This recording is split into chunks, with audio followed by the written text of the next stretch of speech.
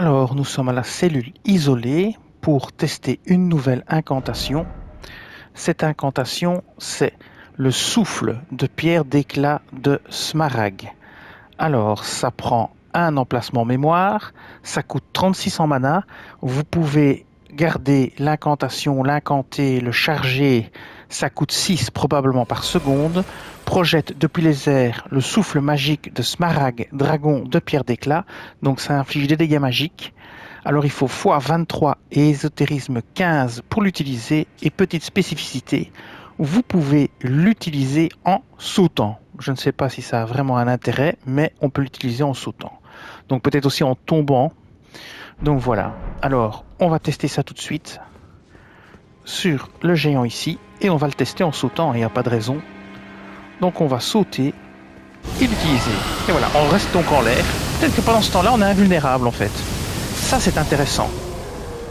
Ça, c'est intéressant. Par contre, est-ce que ça marche sur les petits ennemis en sautant? Bonne question. Je dirais oui. Donc peut-être que sauter vous rend invulnérable. Ça, ce serait intéressant de tester face à un chevalier de Lendel, ce qu'on fera. Alors, sauf évidemment s'il utilise la foudre qui vous tombe dessus par au-dessus.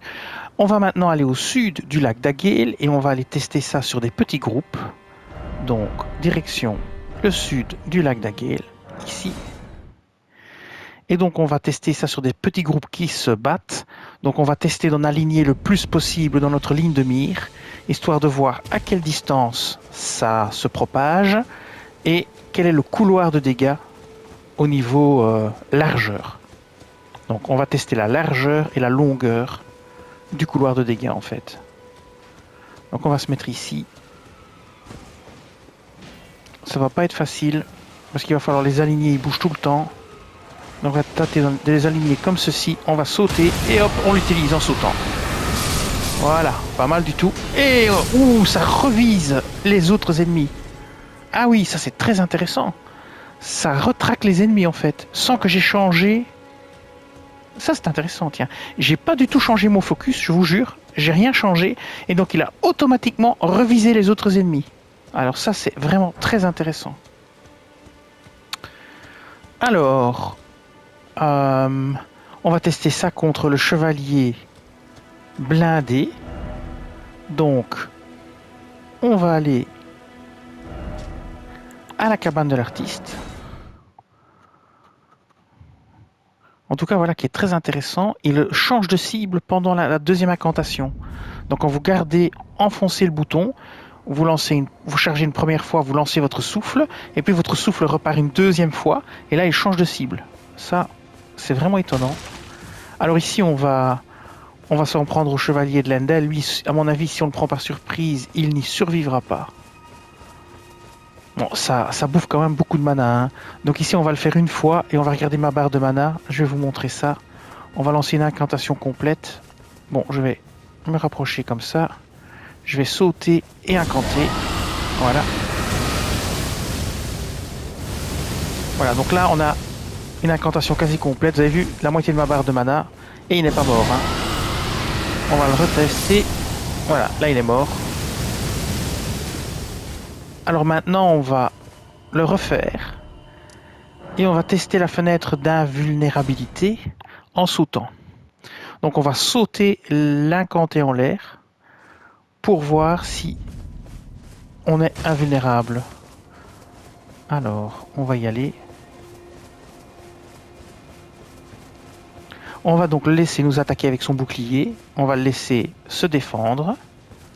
Donc, on se rapproche. Il faut qu'il nous voie.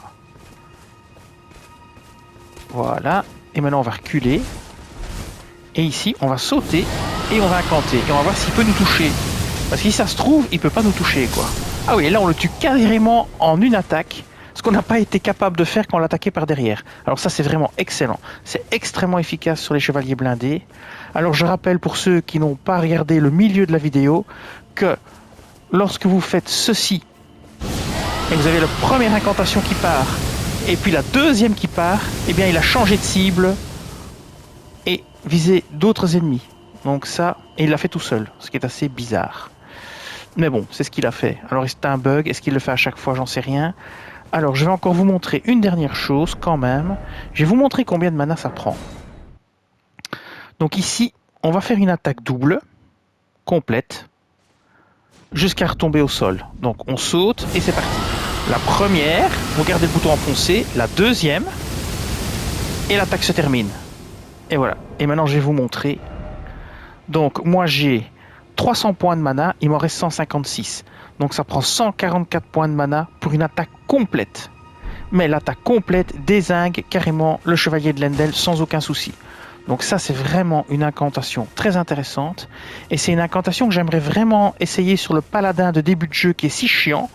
Parce que je pense que quand vous êtes en l'air, vous êtes invulnérable et ils ne peuvent pas vous toucher avec, comment dire, les coups d'épée. Donc ça c'est très très intéressant. Voilà, eh bien écoutez, cette vidéo va s'arrêter ici. Je vous dis merci et à bientôt.